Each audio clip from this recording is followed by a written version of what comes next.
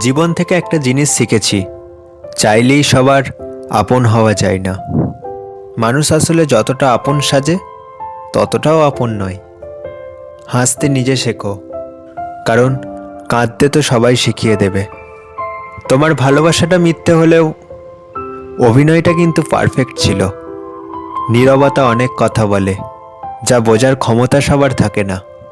একবার বিশ্বাস ভেঙে গেলে সরি কোনো কাজে আসে না। অনুভূতিটা আমার একান্ত চলে যাওয়ার কারণ তোমার ব্যক্তিগত।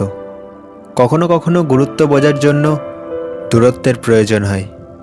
বেকার ছেলেটাও একদিন ভালো চাকরি পেয়ে যাবে, শুধু পাবে না হারিয়ে যাওয়া ভালোবাসাটা। একা থাকতে শেখো বন্ধু, কষ্ট কমে যাবে অনেক।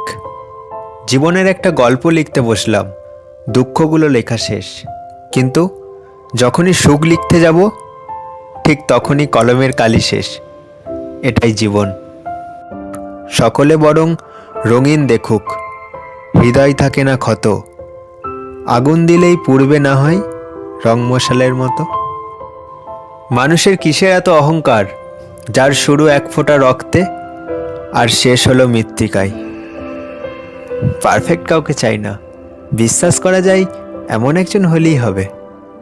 তুমি আসবে বলে তাই আমি স্বপ্ন দেখে যাই।